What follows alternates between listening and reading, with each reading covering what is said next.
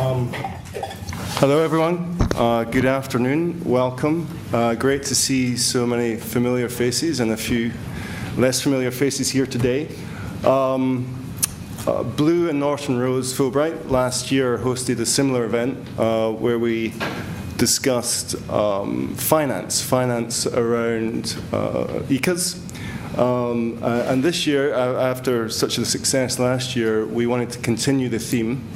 And sort of Philip and I and a few others felt, quite rightly as it's turned out, given how many of you there are and many others on the webinar feeding in now, that the issue of compliance and ECA compliance was the most pertinent topic for discussion. Delighted to see so many people here. The theory behind the panel discussion today is to get differing perspectives.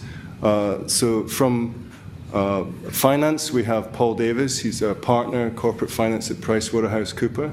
From a regulatory perspective, many of you will know Niels Mortensen, Director of Regulatory Affairs at Maersk Maritime Technology. From a classification society perspective, Veneto, who's Global Strategic Marketing Manager at LR. And Philip Roche, again, many of you will know, partner at Norton Rose Fulbright and our very generous hosts today. So just a few comments from me. This is very much designed to be interactive. Whilst we have a fantastic panel here, we have a lot of very interesting stakeholders in the room. We want to encourage you to contribute to the discussion here. I think it is going to be a lively topic. It's certainly going to be very interesting come January to see what actually happens in terms of fuel pricing, in terms of policing and compliance, in terms of fuel switching. There are just a variety of issues around this topic. I don't think we have seen anything quite like it in terms of the impact the shipping industry is going to feel. Certainly, if you consider that shipping has been running on fuel oil perhaps for 50 years, we're asking an entire industry now to switch to much cleaner fuels, predicating either a 2020 or a 2025 ECA. And so there are a lot of unknowns, but hopefully today our panel will be able to fill in at least some of those gaps as they stare into their crystal balls. So very briefly, I'm going to ask the panel to introduce themselves just for 2 or 3 minutes. A little bit of context of who they are, and a little bit of their initial perspective on the risks and rewards of compliance. I'd like to start by introducing Paul Davies. Thank you very much, Alisdair. Good afternoon, everybody. Paul Davies. In terms of background, now a corporate finance partner within PwC, arranging and structuring deals. My history, I started, reminisce for a second, as a young budding analyst for HSBC back in 1984. And I remember early on I was given a company to look at and said, can you have a look at this company? And I came back as an analyst and said, well, it's two companies side by side. It's very complex. Actually, the level of disclosure is pretty crap. I really don't understand this company. I wouldn't recommend that you lend. And they went, yes, it's Maersk, Paul. Things have moved on slightly since then, but that was sort of my introduction to the shipping market. Throughout our time, Norton Rose was actually our lawyer of choice at HSBC. And I remember we closed a VLCC financing, that must have been about 1991. Hugely complex off-balance sheet structure. We did a huge signing in a room about this size, covered it in documents. And that evening, that's when the IRA blew up the building. Yes. 3 months later, we went back in, and the documentation was still signed, sitting there, but the whole roof had been sort of collapsed. But the reminisce, the only other thing about it, which was those were times when there was a lot of bank finance, it was very cheap, and lending was quite easy. And life has moved on quite significantly, and that's sort of relevant for where I'm going now. That a lot of what I do actually at PwC is not just shipping is just one of many things I look at, but is actually trying to say there are certain market failures, and lack of finance in a number of areas is one of them, where something different needs to be done to solve a problem of bank markets retrenching or pricing going north. So I set up a fund, for instance, on energy efficiency in the UK for household efficiency, and doing something relatively similar now with Alisdair for shipping and scrubbers. Turning to the question about the risks and rewards and compliance, and actually from a financier's point of view, if you stand back, this seems a complete no-brainer. The first one is, my view is compliance is not an option. And what I mean by that is a lot of people might be thinking, do I need to comply, how quickly, what will happen, what's the monitoring regime? And based on my exposure in other areas where there is a regulatory regime being introduced, what I predict will happen is the following, is the regulators won't necessarily create a vast empire of people to look at every ship, because that would be expensive and very hard to monitor. What's more likely to happen is they will find out one or two key transgressors, fine them to oblivion, and the rest of us will quickly follow suit.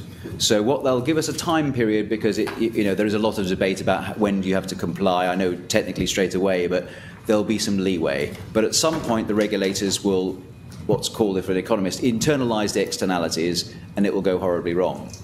And that would be a no-brainer, number one, that the market's slow, but suddenly will all accelerate to try and comply either through fuel or through some form of scrubber or similar technology. The second thing that seems to be a no-brainer, which is, if I'm trying to decide, should I go for high-cost, low-sulfur fuel, or should I go for scrubber technology and low-cost fuel, ultimately, for the charterer, if you're chartering your vessel, you are going to be more competitive if you've done the latter. Effectively, compliance through a scrubber in the long term is the obvious way to go. So again, you'd think from a finance a no-brainer. I'm going to get hit from regulatory, and cost-wise I'm going to be more competitive. So given those two, why actually are we in a situation where there's still a lot of debate of what to do, whether or not to do it?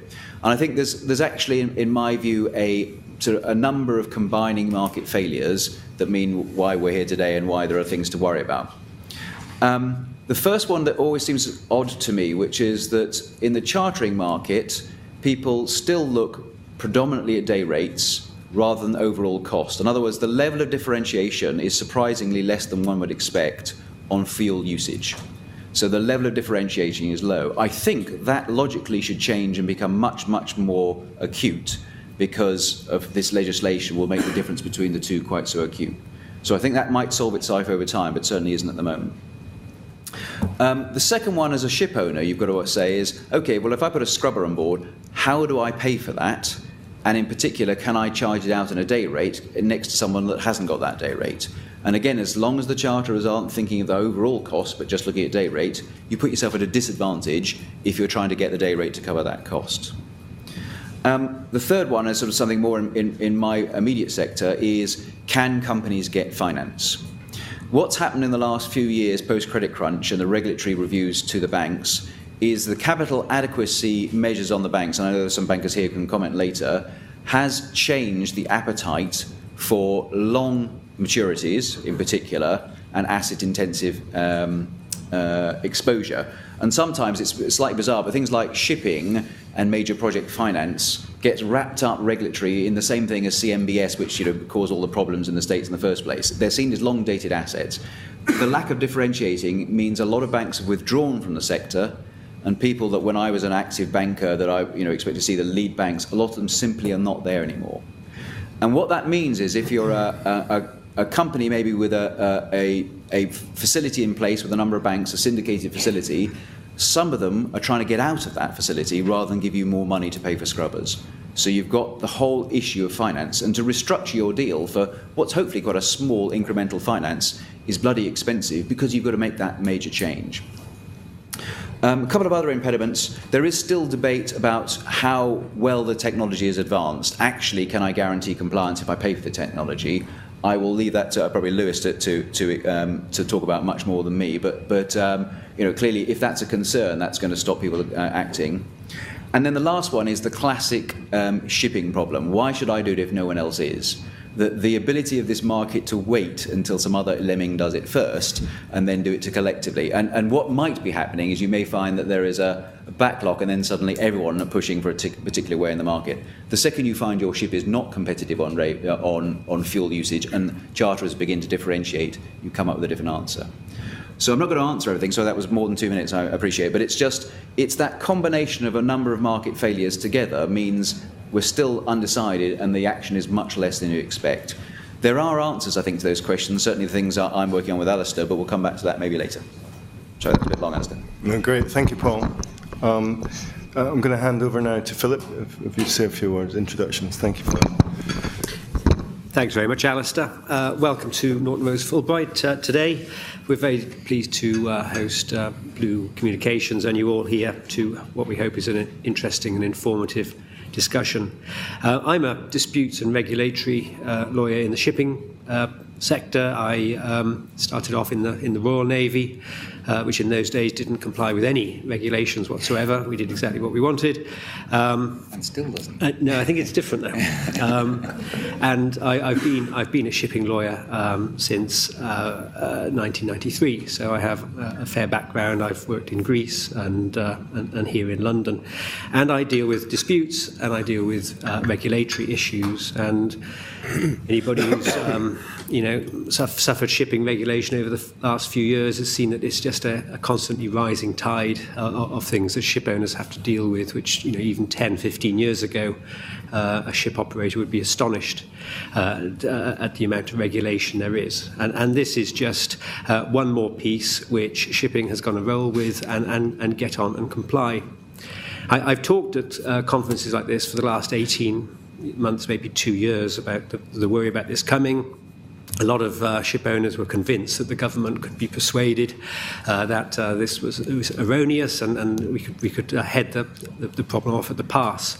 To those of us who understand EU law and the way the EU works, this was not going to be something that could be ducked. This was on its way, and I was my very faithful trainee this afternoon just passed me the statutory instrument which was laid before Parliament yesterday, making all this law and enforceable through the criminal law in the UK. So the statutory instrument is out.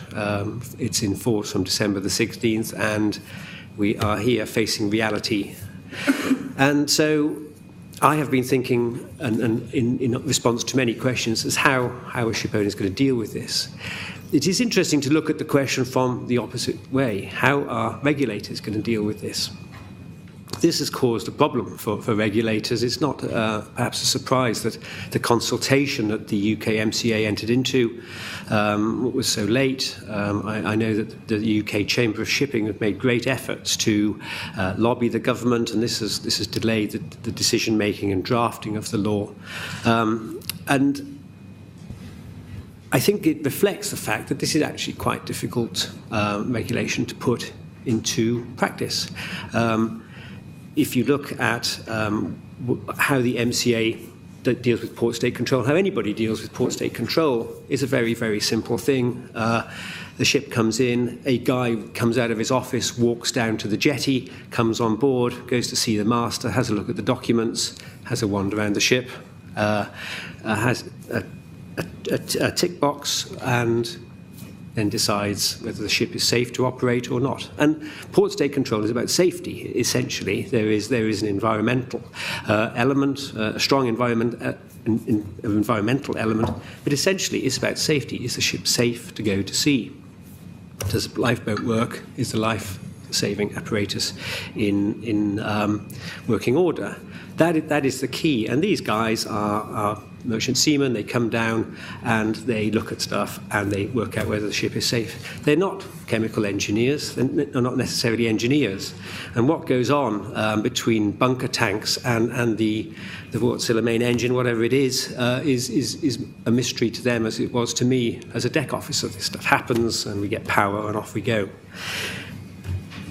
I was at a marine fuels conference the other day, and if I thought the situation was complicated then, after listening to two gentlemen talk about fuel analysis and the analysis of bunkers, it left me with the view that the regulators do have a very difficult task, where the analysis, and one of the guys, and I won't pretend to understand the science, the guy basically said, because the amount of sulfur in the fuel is so small, 0.1%, and the margin of error on testing is so wide, and the fact that if you took 4 different samples for 4 different parts of the tank, you'd probably get a different result.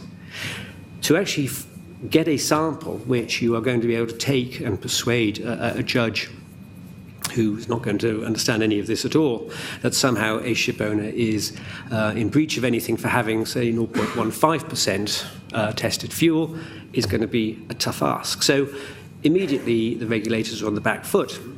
They then have the issue of what do they test? And certainly Port State Control is not going to be testing everybody, or even a large proportion of them. Testing is expensive and slow. The ships will have come and gone long before we get a result.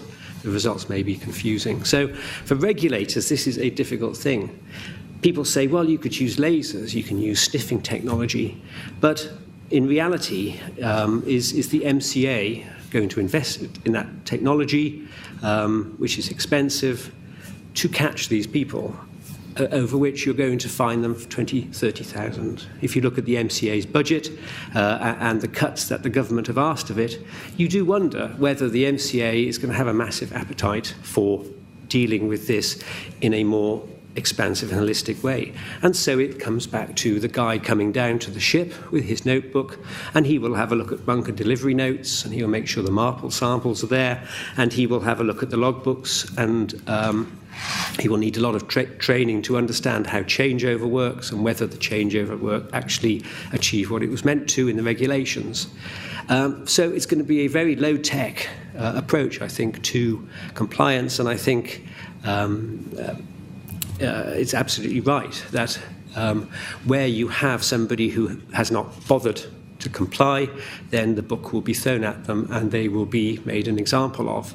But I think that if you can persuade a Port State Control inspector that you have tried, that your efforts have broken down because of a scrubber deficiency or being supplied the wrong fuel overseas, or whatever, if you've made an attempt to comply, then the MCA itself has said that their response is going to be pragmatic and proportionate. And one of the questions that will be asked is, what efforts have you made to comply?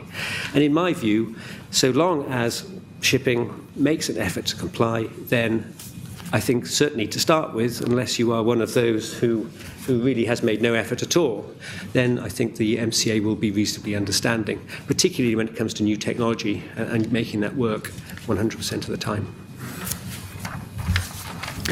Thanks, Philip. It'd be interesting to see, as we carry on this discussion, how we anticipate different Port State Controls might view the regulations. I'd like to pass over to Lewis now. Lewis, thank you. Thank you, Alisdair. My name is Luis Benito. I'm working in Lloyd's Register for the last 23 years.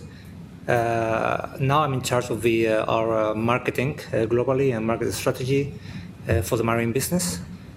Previous to that, I spent time in Spain and also in South Korea. And that was previous to my job in marketing. I was heading our business operation in Korea. My view of the subject of today, risk and reward, actually I had a view, but I'm now changing it after listening to Paul and Philip. Not changing much, but the view is that we are moving in not very firm base yet. This is a starting point. Somebody mentioned this is one of the biggest revolutions in regulation in shipping for quite a while. Perhaps it is. The risk side of the compliance with emissions regulations is very clearly existing. The risk of adopting technology, in my view, is twofold. There is risk in adopting new technology. Some people have opted for brand new technology, or including the use of alternative fuels. Some of the fuels more exotic than others. The risk of adopting new technology has been, in my opinion, very well understood by now. I think it started already some few years ago with the early adopters. The early adopters started early enough, and I think class societies and Lloyd's Register got involved early enough to actually understand the risk and put in measures in managing it. So I would say that today we have gained that. We have gained understanding of risk of new technology and how to deal with it.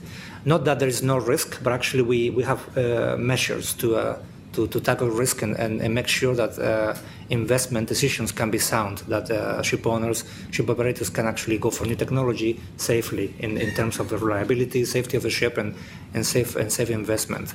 for return. There is risk in adopting old technology, or let's say in using the ship without adopting much new, such as just changing fuels.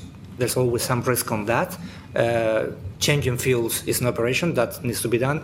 The risk is very low, and again, it's very managed. There are many established procedures, and nobody can actually spot a very, very high risk on that.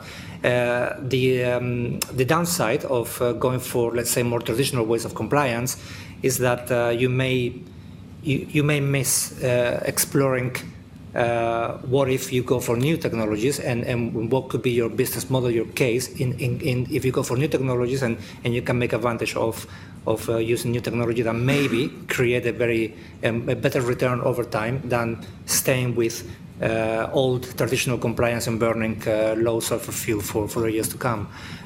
So there's merit in sync in looking at the business cases on both situations, and the risks technology-wise can be very well managed, and maybe we can talk about it later. But then there's on the reward side. I think the highest reward, probably thinking on behalf of the probably ship owners and ship operators, managers, is the reward of making sure that the ship will reliably sail and it will not be detained anywhere in any port. So let's say that reliability in operation should be a great reward for people who decided to invest in compliance early, or people who actually have a very good idea of how they intend to comply. Another sort of a reward, in my opinion, if you look at keeping brands high on shipping and actually attracting charterers, the corporate social responsibility of companies that have made moves to comply and actually can prove that they comply, or can actively take measures in improving compliance, voluntary compliance, well beyond compliance, could build a case for higher brand recognition, and it could attract different charter contracts than other parties. Another reward could be the certainty that companies may have in understanding how they plan to comply, having certainty on the efficiency of their operation, so they can understand exactly how the ship is going to be run, and what kind of fuel efficiency or otherwise they're going to have for their operation. So there are many rewards, and it's a question of where is the balance, and how much to go for new technologies and how much to stay with current technologies. So I think it's business model based. I agree with Paul actually that and I had a note. I wasn't sure that was really pertinent, but after listening to previous speakers, I do believe that maybe this may bring a change on charters, and they may take some different approach to the charter party model of shipping, and why not? It could happen, and I think it could be a new market. And then I think we also need to think about globally. What is the implication for global shipping? Because this is an European legislation.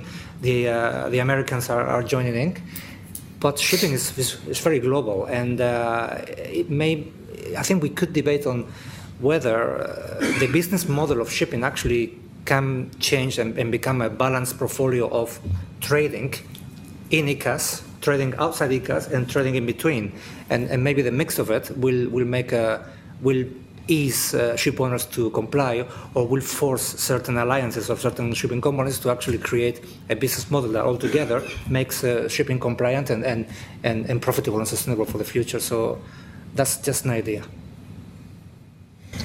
Thank you very much, Lewis. Interesting that there are, I think, all three panelists so far talking about the fact that there are potential rewards out there. Niels, just before you start, I think it's probably worth saying that you're also here representing the Trident Alliance, which I think most people will be familiar with.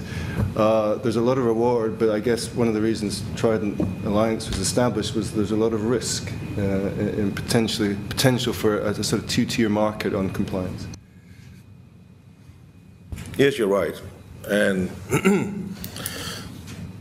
the risk we see is there is a potential very big reward for being non-compliant if you're not caught. Large ships like some of them we operate easily burn 100 tons a day, and even though the fuel prices have fallen, it's still like $25,000 per day you can save compared to your competitors who completely skew the market. But briefly, just to introduce myself, my name is Niels Mortensen, you can see on the sign. I'm originally master mariner. I spent 12 years at sea. I then studied naval architecture, spent another 9 years building ships, and then I went into regulation in BIMCO and worked 14 years for BIMCO and spent a third of the year every year here in London in IMO negotiating the various rules, and I regret to say that I do have a little fingerprint on the rules that we are now about to implement. and some of the problems that we are facing now was honestly not really foreseen at that point in time. But we'll probably get back to that during the discussion, and not least if we touch a little upon the global cap once that kicks in, will it be possible at all to enforce that rule? But let's keep that for later. About 5 years ago, I changed from BIMCO to Maersk Maritime Technology. I was given one of these offers that are very difficult to turn down. And 3 years ago, as we speak here in November 3 years ago, I was contacted by our bunkering arm, which is called MOT, Maersk Oil Trading. At that point in time, they purchased 12 million tons of fuel every year at a price of $8 billion. They arranged 17,000 bunker operations all over the world for our own fleet, our charter-in fleet, our tankers and liners. So we're talking around 900 large ships plus 500 tugs. So they had a lot of contacts all over the bunker industry. And they heard rumors out there that some ship operators never purchased a single drop of low sulfur fuel. And knowing that these rules were coming in force in a few years down the line, they got very concerned. And in particular, Maersk Line got very concerned about that. They could see that the whole marketplace could be skewed if there was not a proper enforcement. So we tried to dig into it, and we looked at port state control statistics, and we contacted various port states, in particular Rotterdam, because they had a very good record of this. And we could see that there was wide non-compliance, very, very little enforcement. We got a statement from the European Commission a couple of years ago, before they established the so-called European Sustainable Shipping Forum, that based on their statistics, only 1 in 1,000 ships in EU ports were inspected for fuel compliance. A lot more were inspected, but fuel compliance, they only checked 1 in 1,000. So we got really concerned about that, and we started to negotiate and talk with the various administrations, our partners in the industry, and so forth. And half a year ago, that came to fruition in the establishment of the Trident Alliance, which are now constituting 28 large ship owners. And we'll actually meet in Copenhagen next week, but that's beside the point here. About the storylines, well, as I said, non-compliance can be rewarded if you are not caught. And there's been some question raised about how are you non-compliant. I will not go into detail about it, but there are ways where you can be non-compliant for years and years without being caught. And of course, what the port state control would check in the first place is the bunker delivery note. And of all the various official documents we are dealing with in shipping, I would say the bunker delivery note is the one that is easiest to falsify, because there's no standard format. There are 8 parameters you need to log into that piece of paper, but there are no standard format. That's how it has to look. We have examples of a bunker delivery note written on the back side of an old envelope and put in the bucket together with the fuel sample, and then it is hoisted up to the ship. It needs, of course, a signature and a stamp, but you can get a stamp for $25 while you wait in certain shops around the world. That's not a problem either. So, without going too much into the details, cheating will be very, very easy. So we are very concerned about that. But we do have, as I said, close cooperation with various administrations now. And through Trident Alliance and our own push, there's been quite a lot of awareness, in particular over the last year or so. As I said, 3 years ago when we started this, there was no one reacted to it. It was not on the radar of any administrations or no Shipowners association for that sake. They didn't see this as a potential problem. But I must say there's a lot of hype about it, and if you open Lloyd's List, Bunker World and similar magazines today, you see there's articles almost every day on this. So we are a little more hopeful now than we were 3 years ago. There's still some way to go, and we are very cautious to see what will be the success criteria by 1st of January, or rather the first half of 15. Will it be a lot of ships caught and fined, or will there be no ships caught and fined? How will it work with the enforcement? Will they beef it up really as we have wished them for? In the so-called ESSF, we have been writing up guidelines for the port-state control here in Europe, which we have promised US Coast Guard will get a copy of once they're finalized. So, but again, it's basically North Europe we are concerned. We are not that concerned with the US, and one of the reasons for that is that here in North Europe, there are still a number of administrations who are uncertain about the legal rights to sanction ships. The big question is, can you sanction a ship for being non-compliant outside your area of jurisdiction? So an example is if you take a ship that has sailed from the Atlantic to Danish port, for instance, then the lawyers are uncertain whether they can issue sanctions outside the territorial water.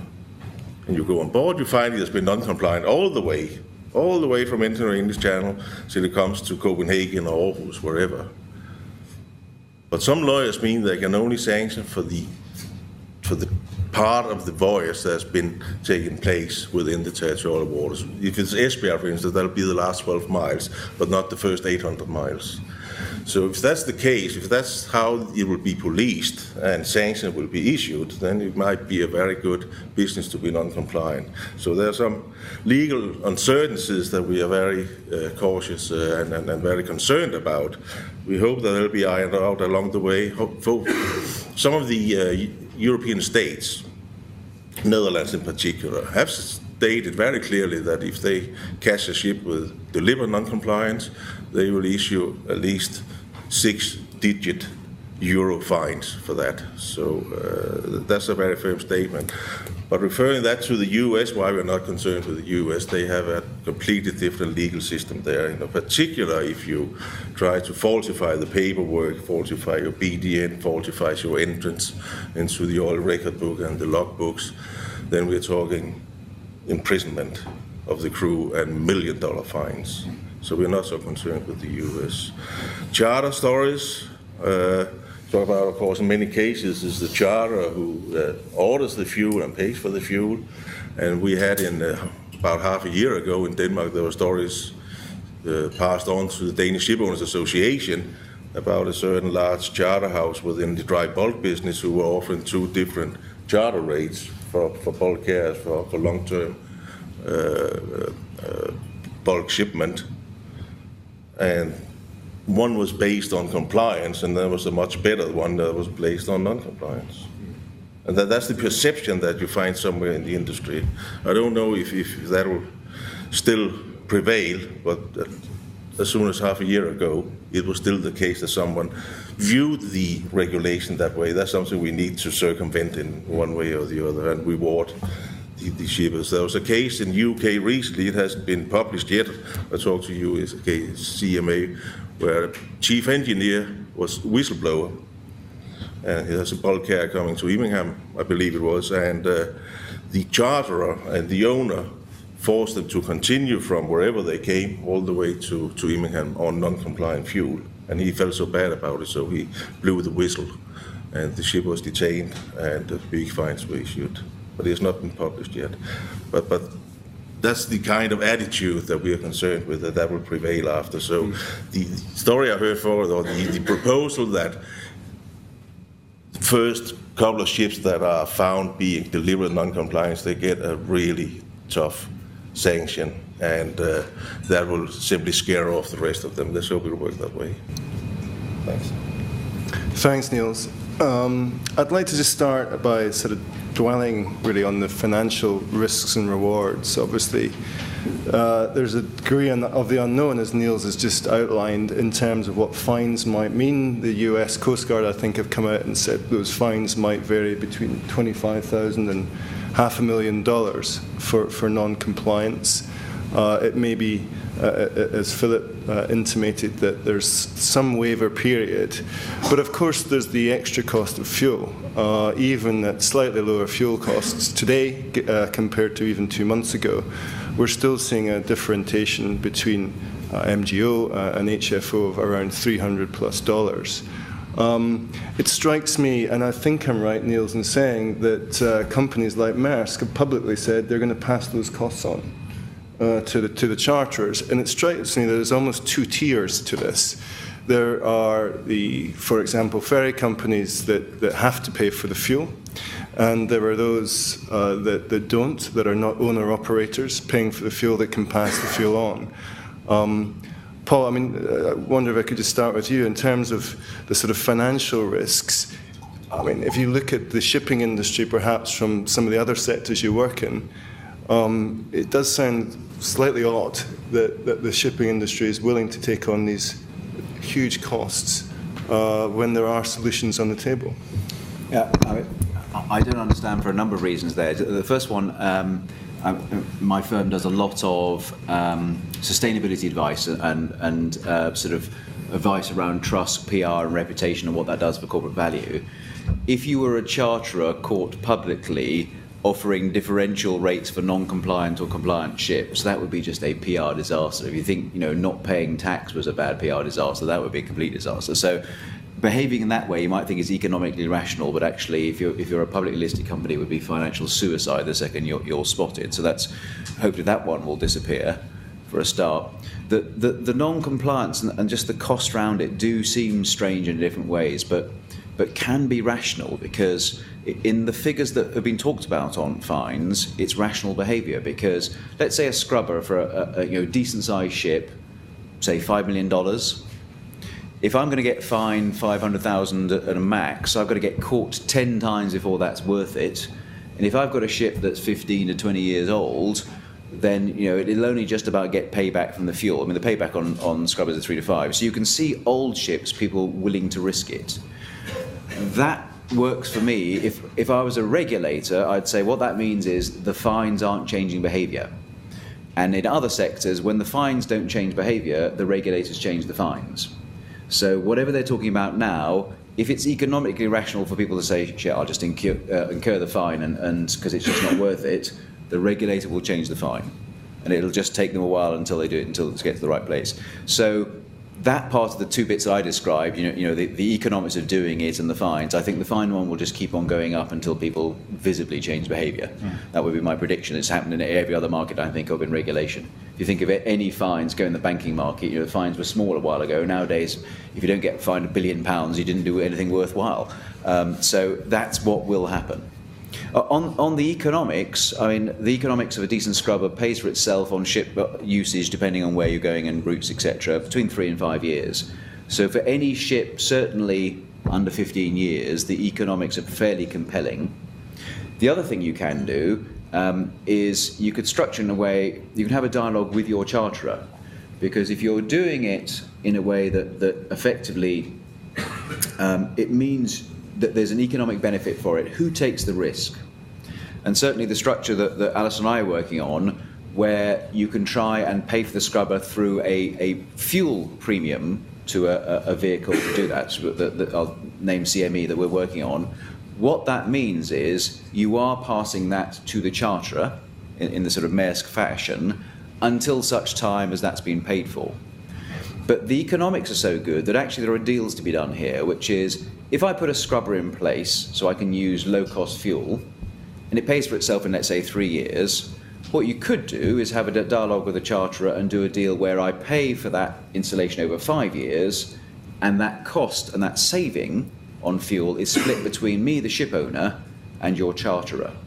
So for a number of ship owners, you have an opportunity to do a deal with your charterer where the fuel price is paying for the cost of scrubber, but there's a win-win. You can negotiate something that both sides can do. And certainly the CME solution that we're doing is based on doing that, doing a much more cosy relationship with the charterer.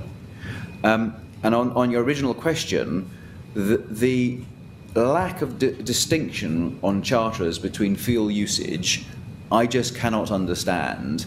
In any other market, everyone is always looking at their cost base, and that lack of focus on total cost rather than just on day rate is just economically irrational and could only be explained because in the past the difference hasn't been that great. The second the difference is material, people will wake up to it fast. So I think we will see increasingly stark behaviour. So that the Maersk thing of saying we'll pass that to the charterer, Shippers. that what will happen is ultimately the charter will start looking around. If others have gone for scrubbers, financed it on balance sheet or doing a sort of CME solution, people will start differentiating is my prediction longer term. So what we can do shorter term, what will happen long term, I think the market will change. Sorry, that was a very long answer. No, it's good. Thank you, Paul. Philip, anything additional? I mean, are we going to see charters become more prominent? Fuel bills have been sustainably high for a long time. They're going to only get it higher. Are we seeing that trend? Are you seeing that trend? I can't say we haven't. From where I sit, it's not. The gentlemen down the other end of the table are going to be much better placed to see that. But it was interesting what Niels was saying about the bunker delivery note being stuffed in an oily bin and carted at the side of a ship. I think, bunker suppliers, it's quite a low tech and always has been a very low tech industry. We're selling as a bunker supplier, residual fuel oil, which is about as nasty a stuff as you can possibly want to meet. Anybody who wonders what it looked like when it got out, what happened on the beaches after the sinking of the Erica and the Prestige, that was effectively residual fuel oil. It's pretty horrible stuff. And so, in many places, this is a very low tech industry, and we've seen in the last few days complete mayhem in the industry because of the failure of OW bunkers, who had effectively tried to, I don't know, you could argue, I would accept that the opposite is also true, bring a more modern approach to purchasing of bunkers by effectively setting themselves in as a kind of middleman. So effectively, if you were a big ship owner, you dealt with OW bunkers, and he would source the bunkers in any port that you're going to visit. And of course that model has failed spectacularly, and now we've got huge difficulties with many claims for some bunkers that have been supplied to ships where the bunker supply is not going to get its money from OW, and that has caused a problem. And you then look behind OW at the vast majority of bunker suppliers, and they are low tech, and it's going to be very interesting to see how much progress the IMO makes with electronic bunker delivery notes, because Niels is absolutely right. The bunker delivery note at the moment is not a document which is fit for purpose for any type of legal process. And the only way to do that really is to have something which is in a set format, which is electronic, which has an electronic signature, so it can't be forged, and it can be traced back. Because I think one of the things that, because sampling is so difficult and enforcement at the, let's say, the front end is so difficult for authorities, I can see intelligence being a big issue, and I can see basically certainly if I was spending the money, I would put some money into getting a network of understanding of what sort of bunker suppliers were producing the supplies to the substandard ships, the substandard operators. Where were they getting these bad bunkers from? And effectively using intelligence-led prosecutions to deal with the people infringing the law, and that would seem to be in a way more effective, and you get more bang for your buck by doing it that way. So that effectively you're not surprised when a ship which is earning bad bunkers arrives. You effectively knew it was on its way, and I would have thought that if we can get to that stage, then enforcement of this is going to be a lot easier. But at the moment, it is going to be very low tech, and the it's low tech industry is going to be low tech management of it on an enforcement basis. So port state control inspectors are going to need to see quite a few red flags before they invest in testing the fuel. So I probably strayed off what you asked me there. As to charterers' role, there is a reason that charterers buy fuel for ships, and although there are many models that have moved away from this, the reason charterers buy the fuel is that they do the business. They know the ports, they know the suppliers, they can get the best price for the bunkers. I remember I did some work for the EU many years ago on carbon, and I can't remember if it was a Danish or Swedish chap, and he said basically the only way to fix this was to make the ship owners buy the bunkers, not let the charterers buy the bunkers, because then you would have a link between what you were burning and the ownership. Whereas at the moment, what the ship owner burns is not necessarily what he's bought, and in many cases it isn't. So one could see as this develops, the model changing, charterers being less involved, owners being more interested because they don't want to get prosecuted. Sure. They want to make sure they know what's going into their bunker tanks. Well, thank you, Philip. I have to say, this is a subject we knew a little bit about it at Blue. We work with a number of technology companies that, for example, can, using infrared technology, assess very accurately what the SOx, NOx, CO2 levels are in the ship stack for probably not much less or more than a minimum fine from the US authorities. There are other companies, I'm sure we all know, that are advancing very quickly in terms of monitoring, software, optimization.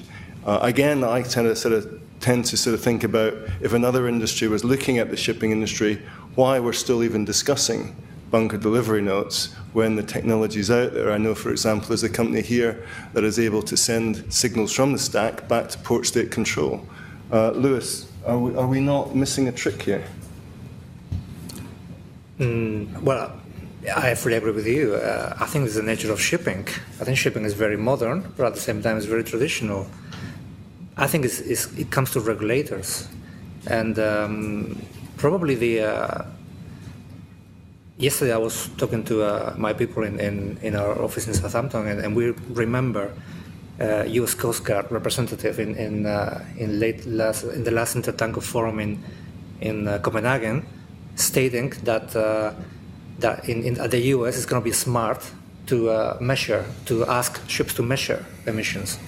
Well, it is smart because it's a very easy way to go to tell the regulator that the ship is in compliance. But the administrations, the flag administrations, the regulators are not mandating the use of technology on shipping, and the reason why they are not doing it is, I think, right now is beyond me. There is no impediment for fixing this type of technology on shipping. I don't believe it will be a immense extra cost compared to what we have, compared to not having it. Some people installing scrubbers, I believe, they are voluntarily actually measuring the emissions from shipping. These people will be able to demonstrate beyond compliance attitude. It will be there will be companies that will try to differentiate in their market through brand recognition. It will depend on what the customer of those shipping companies want to pay for. So yeah, it would be fantastic that shipping could go into that level of technology. But actually, I believe that unless the regulations are imposing it, can't see how this is going to happen. It's a bit frustrating, to be honest with you.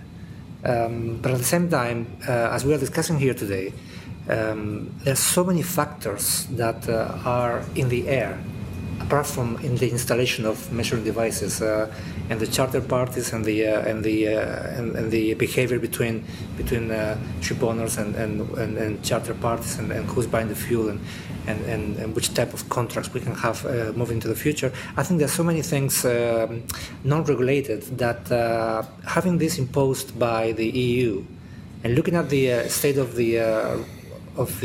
affairs within the EU right now makes you feel that the regulation the imposition of new regulation towards high technology may happen easily or may be driven more by the American market than the European market. And so if the Americans drive this, and they can make the market behave in the same way they changed the market for during the times of the OPA 90, if through the American regulations they could change the market, perhaps there could be a way forward to impose or to see regulators imposing technology into measuring emissions, and that would be good for society. Actually, that we will have a cleaner air. So it's a wait and see game, I guess. Yeah, thank you. I want to open up to the audience in just a second, but Niels, have you got with your Maersk technology hat on, any further comments around measuring and monitoring compliance? Firstly, I'll just rectify one thing, if I may, that you stated before that we'll try to cover the extra cost. Of course, we need to cover the extra cost because the freight rates presently cannot cover the cost, so we need to cover it otherwise. And at least in the container industry, we have a thing called the BAF, the bunker adjustment factor, and that'll be used. And we are already looking at figures for the various trade lanes we have.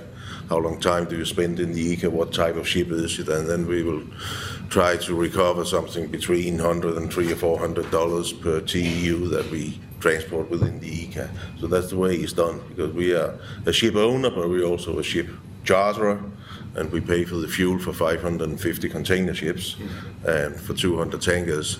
So there's a lot of fuel being purchased, and we need to recoup some of the extra cost that is here. But just to get that in place, and there will be the shippers, basically the big, all of the shippers, basically the big shippers like Walmart, Nike, Coca-Cola, etc. That will get an extra bill, and that's a negotiation that's going on.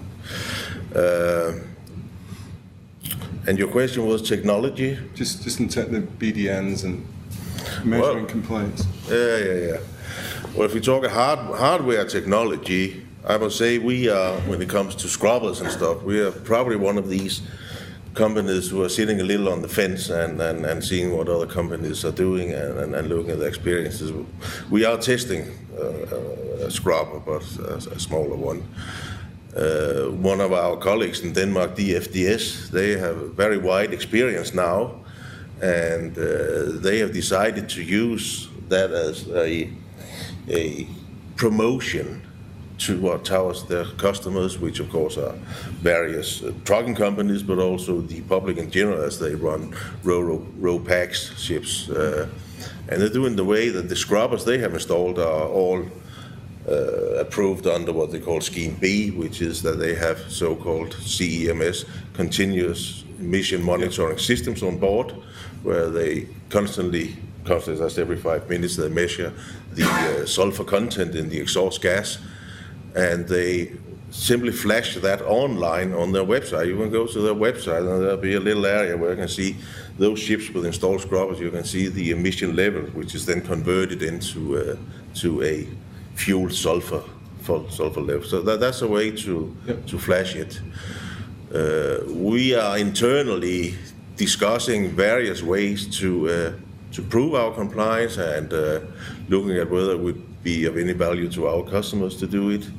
Within the Trident Alliance, there may be some who have fewer customers, like the auto carriers, car and truck carriers. They usually have very few customers when they have a cargo out of Japan. There may be 4 or 5 customers, Toyota, Nissan, you know them. And for them to be a value added and to be part of their CSR systems, so that they can, any time of the day, prove that this ship has been complying with the rules, and the bunker adjustment factor that they are using is actually giving them some value for the money. It's all at the conceptual stage now, and something that needs to be negotiated also with the customers. Because if the customers don't feel it has any value to them, then why should we install these gadgets? They are not that cheap. Actually, what we're looking at here is like 25 to 50,000 pounds for such a gadget. So you really need to be sure that it adds value to your business before you do that. In our case, on 550 plus 750 ships. So, but the technology is there. Yeah. And looking forward to the global cap, which may very well come in force in 2020, that could very well be the date. then it may be one of the only ways that you can ensure that ships are compliant. But that again raises the legal uncertainty that if, say, you, by having such a gadget, you can see that a ship is non-compliant in the middle of the Pacific and is going from North Korea to Cuba through the Panama Canal, and he's flying a flag of a very exotic tropical island, who's going to do anything about it? Well, how many ships are going to do that? Anyway, it's a hypothetical question. Who's going to enforce it? It's a hypothetical ship. Yeah. Who will enforce it?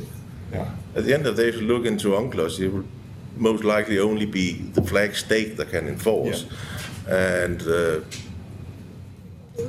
in my opinion, there are a number of these flag states who are not very interested in punishing their own customers. Thank you, Niels. Any questions in the audience? Also, Amanda, I can't see you, but please shout out if there are some webinar questions. Just here, this lady here. Hi, Debbie Cavaldora from the Nautilus Telegraph. We've talked very much, or you guys have talked very much about sulphur regulations and emissions regulations that are coming up, and I think most people in the industry agree that they're quite flawed. But I wonder if the problem is that in general, the industry is quite, doesn't see any benefit in regulation and tends to push back on every regulation. Shipping companies and port states tend to push back on every set of regulations that come through. So maybe with the sulphur one, because the people that are setting these regulations are used to hearing complaints, that they maybe ignored them more than they could have done, and that if the industry became more positive about regulation and saw the rewards of compliance, then when there are specific problems like there are with the sulphur regulations, they would be heard a bit more easily. I suspect there'll be quite a few responses to that. Paul, do you want to start? Just a couple of observations, which is so far the industry has been pretty useless at any sort of self-regulatory action. I totally agree with you. And I'll just contrast two ventures that both Alisdair and I have been involved on the periphery, which is sulphur reduction and the use of scrubbers, where we're establishing a finance vehicle to be able to make it easy for companies to do that, versus energy efficiency, where there's actually a lot of investment you could make in ships, which would pay itself back relatively quickly. So both of them should be no-brainers. The difference is there was absolutely no appetite to do energy efficiency. The shipping market is just not interested, even though the payback can be similarly within 3 to 5 years. The only thing that, and why we're sort of pushing on the scrubber finance vehicle, is because they've got no choice. It's my first point, that compliance. And sadly, I think it's a simple statement on the market: unless you regulate, sod all will happen. So I'm afraid it's a rather depressing answer to your thing. I think without regulation, it won't be self-regulatory and other changes won't come about. It's my own view. I mean, I would just say that I think, in terms of energy efficiency, whilst perhaps third-party financing hasn't worked, there are a tremendous amount of things happening around fuel efficiency technology. Generally, it tends to be the owner, or potentially the owner with the charter, the reason for that is not regulatory. The reason for that is sustained high fuel prices over the last 2 years. So my opinion is that, ultimately policy in certain cases can raise the axis in terms of what's done, but a lot of the time the first and foremost piece is capital. And the shipping industry will react, in my view, if it sees prohibitive costs and there's things you could do about it. Any more answers there? Gentleman there, your hand up. Hi.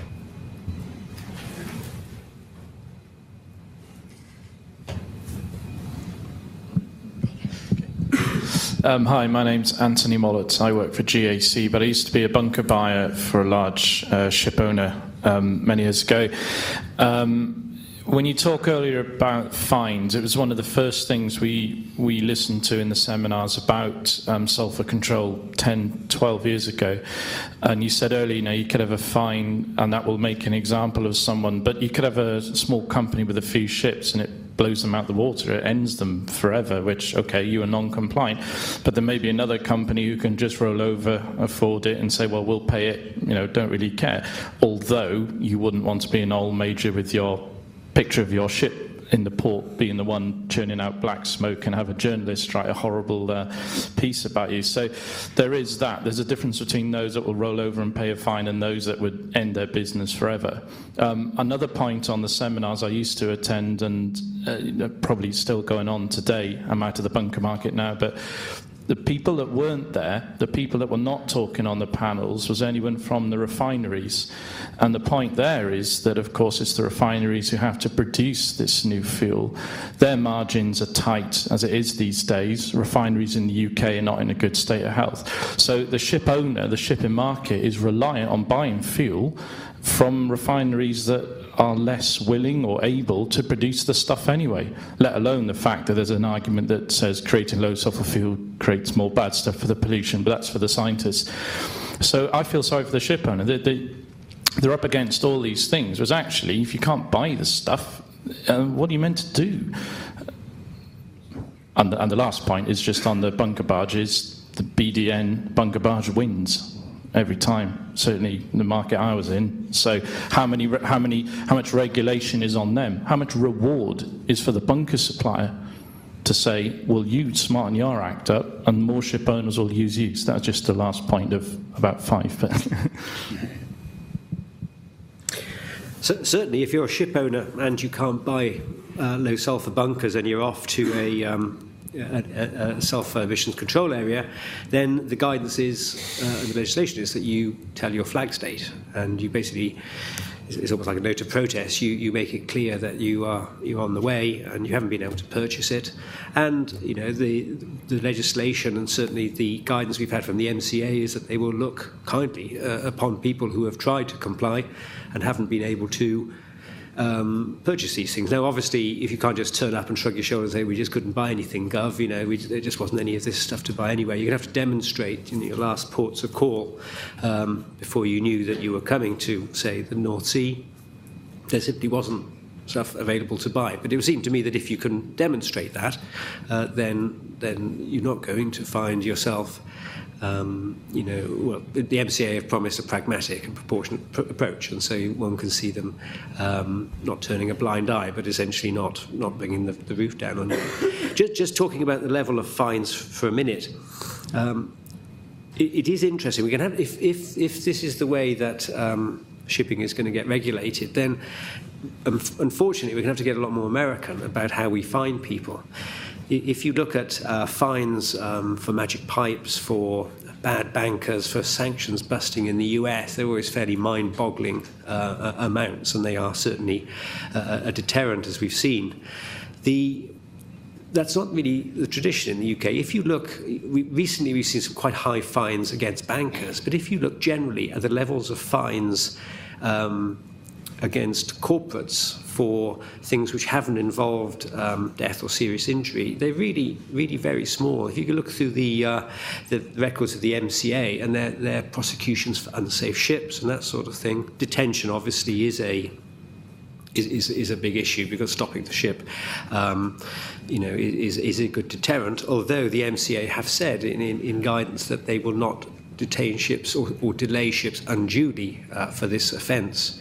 But the levels of fines are in the realm of £50,000, £75,000. You find tankers flushing their tanks, cleaning their tanks, washing it into the sea, and the fines are not very high. And so we're going to need to see a step change difference in fines if we're going to have a deterrent factor that the other speakers have talked about. I have to endorse Philip's comments.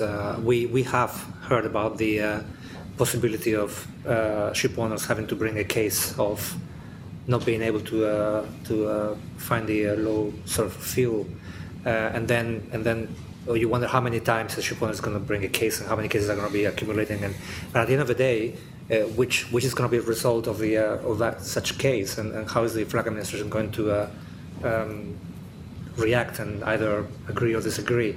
So it may generate a lot of accumulation of cases, but this is contemplated now because I feel, and we all agreed, that there is going to be some kind of transition. And actually, I don't know how long the transition will last for, could be months, or who knows, maybe the transition is kind of a smooth transition toward compliance until this becomes a global cap. But also I understand that I think some refineries are, some of the people in the industry of refining fuel are finding ways to put some other fuels in the market that will even replace the need to use LNG at all, if you want to go for even very, very low sulfur heavy fuel. So the market has started to react. There's more possibilities, but there is a case, and we have heard from administrations that there will be a case of having to hear kind of appeal from shipowners who actually clearly cannot demonstrate compliance. Niels? Yeah, thank you. I believe that even the refining industry have stated that for the ECA case, there will be enough MGO. Of course, the case will then be whether you're a liner operator where you know exactly when are you hitting the ECA border and when not, and when are you exiting, etc. Or you're in the tramp trade where you don't know whether it'll be next month or next year that you will have to go into an ECA area. So for them to have compliant MGO on board all the time, just for the case that they may be sent into an ECA, is a different case. And there is, in particular in the US, they have the so-called FONAR, which means something like fuel oil non-availability report, which you file to US EPA, which then pass on to US Coast Guard, in advance of entering the North American ECA. And they follow very clearly whether it's the same company and same ships that does that all the time. And there will be a similar system in Europe where you will be allowed to go into the first port where you can get compliant fuel. So there is kind of a little sensibility into this.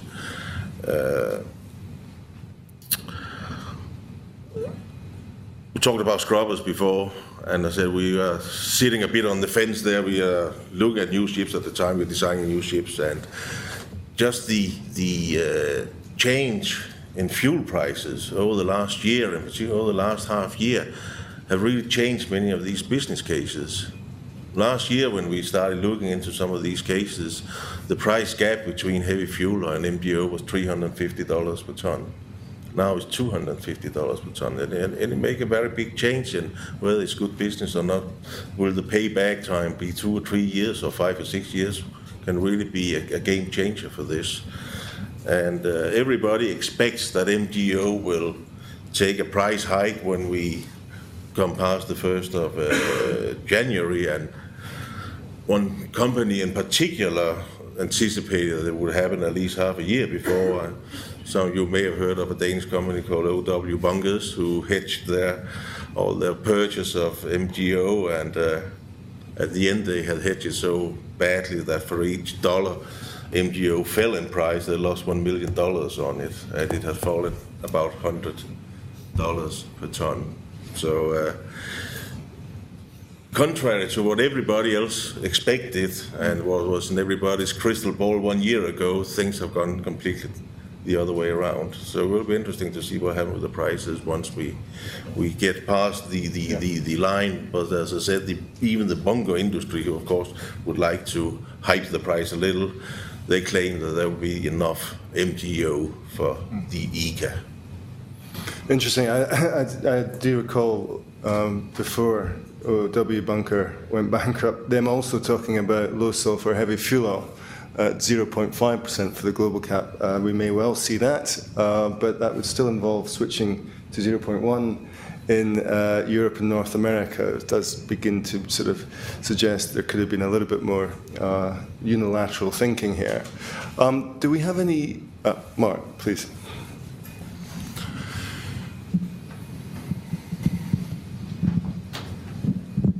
Mark Cameron from Ardmore Shipping.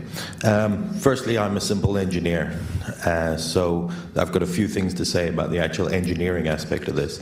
But 3 things. Number 1, we're a member of Trident, so compliance for us is not a question. Compliance is up there. Number 2, scrubbers cost 10% of a new build in an MR. I have a fundamental issue when something costs 10% of the total asset value of a ship. There's something wrong with the fundamental economics, and I don't mind if people are putting financial cases together, but it starts out with a price that is gouging. There's no other way to put it. It's not a $3 million investment. So that's the second point. The third point is there's an operational risk with compliance. We've chosen the 1st of January to implement a risky changeover strategy. Anybody who knows the approaches to the English Channel coming in or going out knows that you're passing one of the busiest shipping lanes in the world. You've got a winter, anything like we had last winter, 15 to 20 meter swells, weather that's appalling weather conditions, and you're going to have ships messing around trying to change over fuel. It's impractical and it's dangerous. Somebody is going to black out a ship, not one, not two, maybe 5 or 10 people are going to have accidents right where you don't want to have an accident.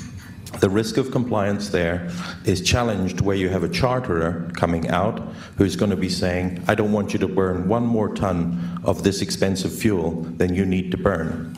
And you're going to have an inward compliance where a captain is going to have doing his best endeavors not to spend 1 more ton coming in than he needs to do. We've chosen a single line in the ocean that is a disaster zone waiting to happen. And I'm wondering if anybody on the panel's got anything to say about that.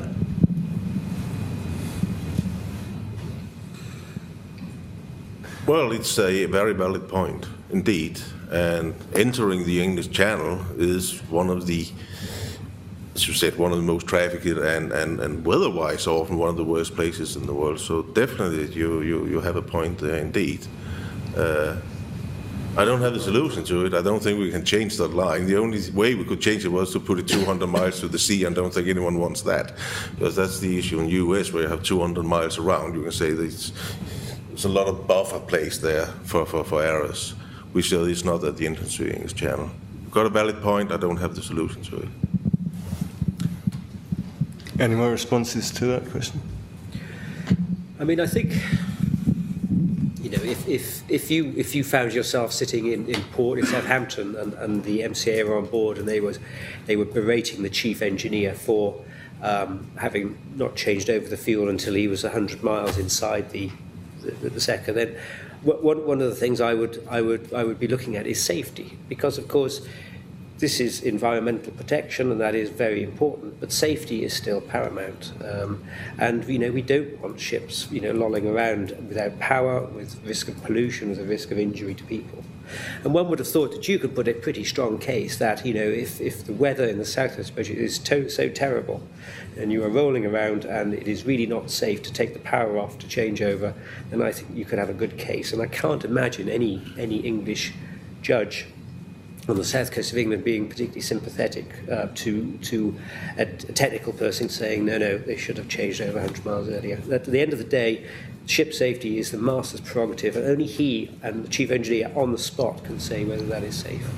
What that does mean is making damn sure you document that decision. Precisely. Because I wholly agree with everything you've said as well, but what you have to do is, therefore you have the onus of proof, and you say, we took a decision this time. Clearly there's a certain amount of objectivity, because if they look out and there's a beautiful still day and sunny, they've maybe test what's going on. So there is a counter test, but safety has to be paramount before any compliance. Yeah, and somebody's going to screw up. Yeah, yes, exactly. We all just look nervous, I think, when you said that, because, you know, that's the worry. I think, Mark, you probably remember better than most when CARB introduced their emission zone, that there were a number of ships that ground to a halt when fuel switching, and inevitably will happen again.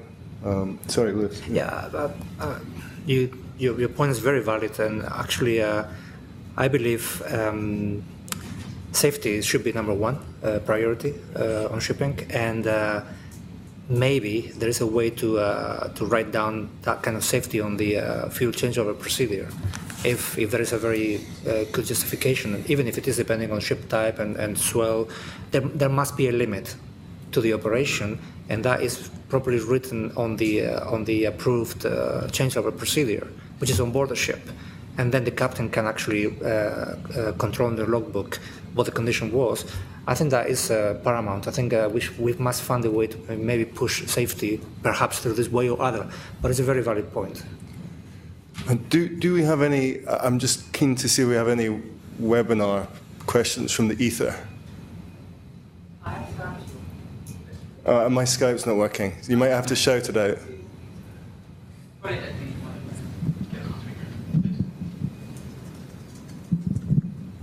So we have got one comment and question from a Demetrius Cranius. I'm not sure if that's how you pronounce his name, and he hasn't given his company or title. But he says, ultimately the extra cost for complying with the new regulation will burden the owners as there is a surplus of vessels available. This will push out of the market of the smaller players. This, on its term, will lead to an increase to the freight rates, which will burden the final consumer of the products. The question is the environmental benefit big enough to cover for any broader social implications?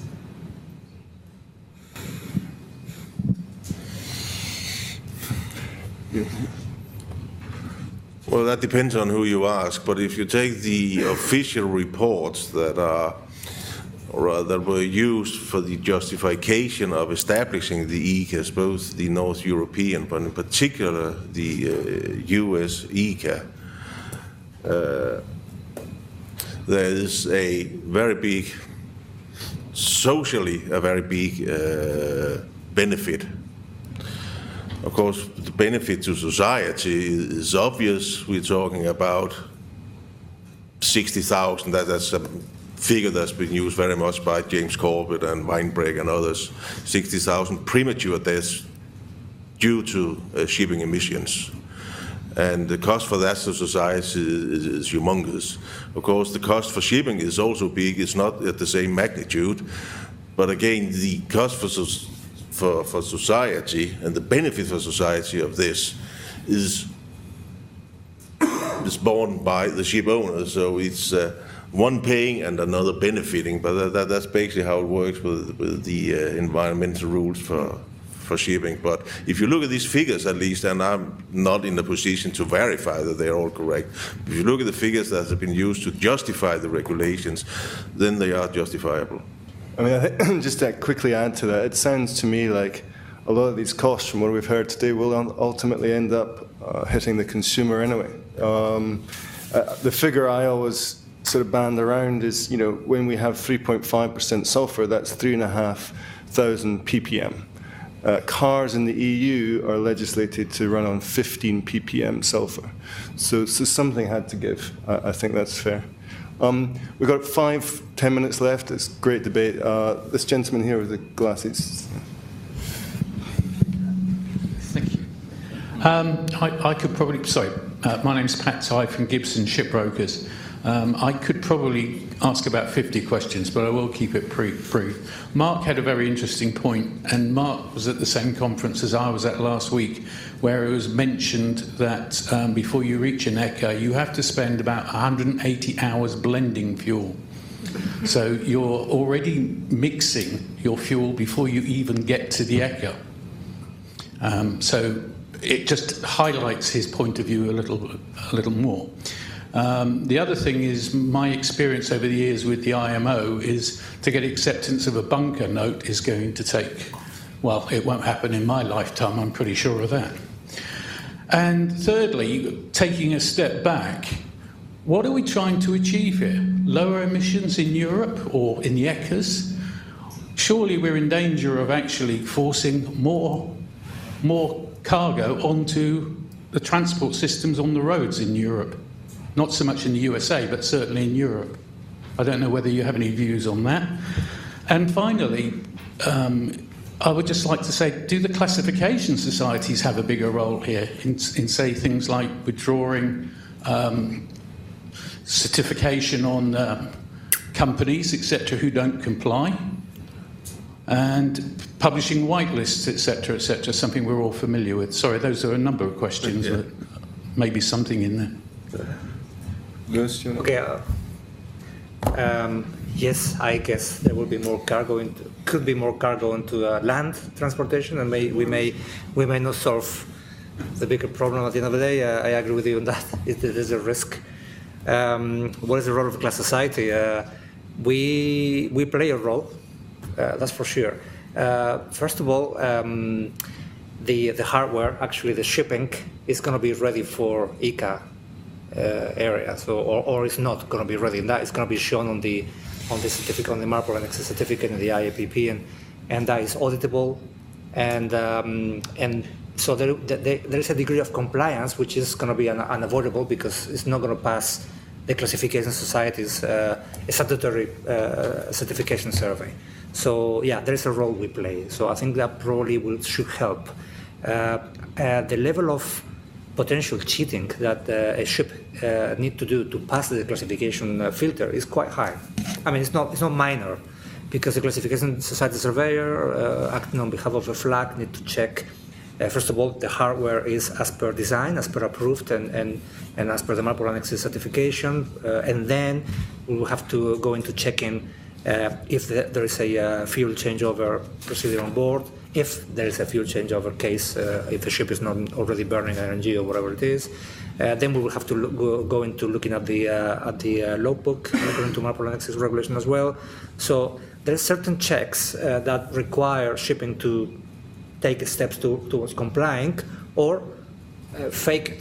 So we then, in the absence of some other stringent regulations, okay, we will stop at certain step. We wouldn't be able to exercise policing power, let's say, and enforce people to comply. If we there's a limit. The last level of engagement of classification into forcing compliance will be the ISM compliance with ISM certification. That also could be a powerful way to understand whether really the operation on the ship is happening, if the ship has been operated successfully or properly or not. But yes, if a company wants to do a very sophisticated faking up to that point, I guess it's possible.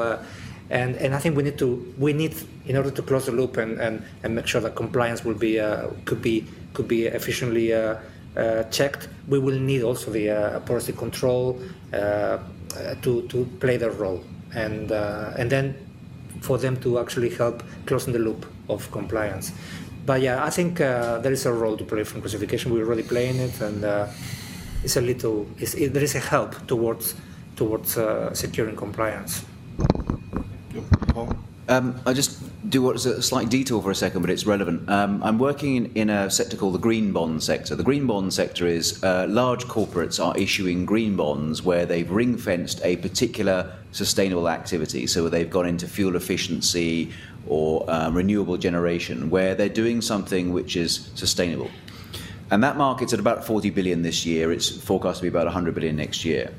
What is motivating that from investors and credit rating agencies is those companies that are switching to more sustainable ways of behaving are less exposed to regulatory risk. Basically, there is a greater and stronger belief that what's called externalities, in other words, costs that your business imposes on society, are going to get internalized. Regulators in some shape or form are going to bring it to you. And so going to that question that came online, aren't we aware that this is, by doing ECAs, it's going to push up the price and it's going to marginalise some smaller companies? People are totally aware. It's just like, that's what's going to happen, that will be put on the market. If you had my prediction, clearly shipping was outside Kyoto. Within 10 years, we will be talking about shipping and fuel efficiency, and some regulation will be imposed on us because probably the market won't do it itself. So I think that's just coming. So green bonds is showing what is more generally happening, which is the markets are giving premia and also a discount to those companies that are doing something themselves to avoid what otherwise will be regulatory costs.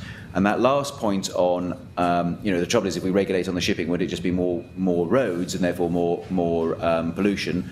Absolutely, that might happen. Working with people like DFT, who's one of my main clients, all they'll do is look to regulate over there as well. So they won't just do shipping and bug the consequences. They will look across the various markets and try and also regulate on unwanted consequences.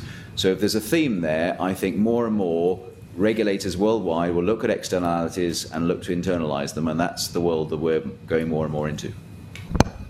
Okay, I'm going to take two more questions just here.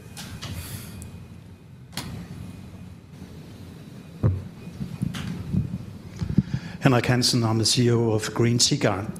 I have a question.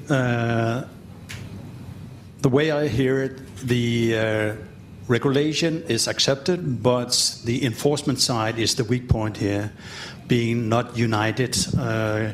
Could a solution be that you will try to force the community to enforce the same type of fines that you will see in the other ECA in the US? Or, as Niels was discussing, the issue that if you're caught in Copenhagen or in Esbjerg, you're only fined for the last part of the voyage. So could a scheme whereby you are fined for the total voyage, i.e. multiply the fine, be a solution? And last one, if a joint liability from the charter and the ship owner, would that help? Thank you. Just a quick comment from me. I think, not being a scientist, but I am aware that the impact of SOx is finite. So I think I might be right in saying it's a couple of 100 miles. So the mid-Atlantic or mid-Pacific notion may not apply necessarily. Niels? Yeah, thank you. Well, the situation, as I mentioned earlier, from US to North Europe is very different because US is the United States, so they have basically the same law all over the place, and they have this 200 miles border, and everything non-compliant within there will be punished. In EU consists of 28 sovereign states, and most of these states, if not all of them, pay a very big value in being sovereign in the way that their legal systems and their fining systems is unique to them. They don't want people in Brussels to tell how they should fine anyone bicycling without a light on the bicycle, for instance, or parking illegally. Should it be £100 or should it be death penalty? I mean, that's up to the individual sovereign state to decide that. And that is basically the problem that with an international regulation like this, even though we have the EU Sulfur Directive, we also have MARPOL Annex 6. They are aligned, but they're like two different monsters. But we have a set of regulations that is international, but the fines issued for them cannot be dictated from Brussels. And we have within the European Sustainable Shipping Forum, we have had discussions on this, and we have looked at the fines that have been issued so far for non-compliance, and they vary from, I think the smallest one was €290, and then up to maybe €10,000. That's the gap we have now. And unfortunately, we have countries like the Netherlands who may be front runners on this. They have been very, very adamant in enforcing the rules. And they say 6-digit euro, and it could be on the other side of €500,000 for non-compliance. And non-compliance, that's anywhere within the North European Union. When they hit Rotterdam, they've been non-compliant anywhere. That's the kind of fine. But as I said, other countries, even Denmark, the jury is still out. Finland, the same, jury is still out. They are not sure how to deal with this. Within the Sulfur Directive, it stated directly in one of the paragraphs that sanctions for non-compliance must be effective, proportionate, and dissuasive. And that's three very fine principles. But again, as a case I mentioned before, if you only apply them to the last 12 miles and not the first 800 miles, then it's not very effective at the end of the day. This is unsolved. We probably need to get to the other side of 1st of January before we see how this will work in reality. But to us, it's a very big concern. Thank you. Robin. Robin Meach. One comment to Mark about coming up the western approaches. If we have the same proportions we've seen in California, we're going to have one ship every 3 days losing power on the western approaches. And one wag suggested to me the other day he's not going to bother to sell marine diesel. He's investing in a couple of large salvage tugs and keep them off Falmouth. I think, following on from what Niels has said, is we have shipping clients. We're not going to invest in scrubbing, even look at LNG. They're saying, I don't think you can fine us, because almost all countries except the US are signatories to UNCLOS, and it's going to be very difficult. And I think I would like to suggest that Trident, now it is there with some reasonable resources, is that it actually states or finds out from good legal mind, we've tried to do it, and it's expensive, as I'm sure Philip would agree, is to get an opinion. And therefore, by making that public, you may shame some of those people who only find £50 or €50 and those who would like to. And it's not certain that the Dutch, for example, can impose fines on people outside their 12-mile limit. And certainly, we've got an opinion that when the EEZ comes in 2020 at 0.5, it's almost unimposable. And so, all the work immersed, as we know, and an awful large proportion of the work shipping is registered with the flags, as you said, that are a little exotic and aren't going to chase up members. It makes them less competitive with other registries. And the same is happening in ports. If you look in the ARA, one nation is being quite strong in its enforcement, and the other nation, the ARA, isn't. And the bunker market's slipping gently across the border. So I think that it may well be, if I may suggest, a role for Trident, is that they really get a proper legal opinion and make them known publicly. IMO isn't going to do it, the EU can't do it. So that seems to be the only body at the moment that has the resources to do it. Name and shame, Niels? Well, we endorse the principle of name and shame, but we still believe it's for the port state authorities to do that. And as I said, the Trident Alliance will meet in Copenhagen Wednesday next week, and this, of course, will be something that will be discussed. And we have also been discussing to maybe hold a workshop where we invite maritime lawyers from various EU member states, from USA, maybe from the UNCLOS Secretariat, from IMO, simply to sit down and see how do we tackle this potential problem. That we have a set of rules that is costing shipping industry by 2020 at least $50 billion per year, and it may not be enforceable. So it's not put any date on yet, but it's on the agenda for the next week's meeting to launch such a workshop and try to crack the nut. Yeah, thanks.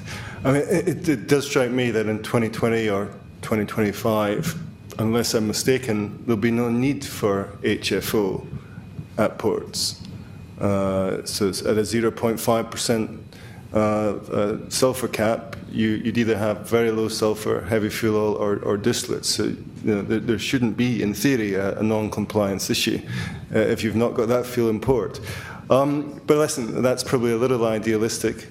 And I think, just to summarise, it's been a really interesting debate. Thank you very much for participating. Very much interactive, which is what we hoped and anticipated. I mean, to summarise, I think this notion of phasing in of a waiver to some degree may well be the case. Expect lots of phonars, I think. That may be what's going to happen. But perhaps we will see one or two big fines, most likely it seems in the US, if that is going to happen. Europe, most certainly, from what Niels has been telling us, there's a huge degree of fragmentation in terms of the willingness of port state control and the sentiment of port state control to police. We heard, very relevantly, just what sort of significant technical challenges there are, not least when the conditions are not good. In terms of fuel switching, in terms of lubrication switching, there's a whole technical piece around this. But we also heard that you can measure and monitor, and certainly a lot of us are keeping a close eye on what the EU's decision will be on MRV over the next year or two, as to whether that might not be a bunker delivery note, but something that embraces technology more. And I think, as we probably all suspected, perhaps with the exception of owners and operators, the consumer will ultimately pay for a lot of these costs. Finally, it does sound like common sense should prevail. Let's hope so. But that's not always the case, as we all know. Finally, I'd like to just thank our panel. I think they've been fantastic. Thank you very much for giving up your time, and thanks to you for joining. Thank you.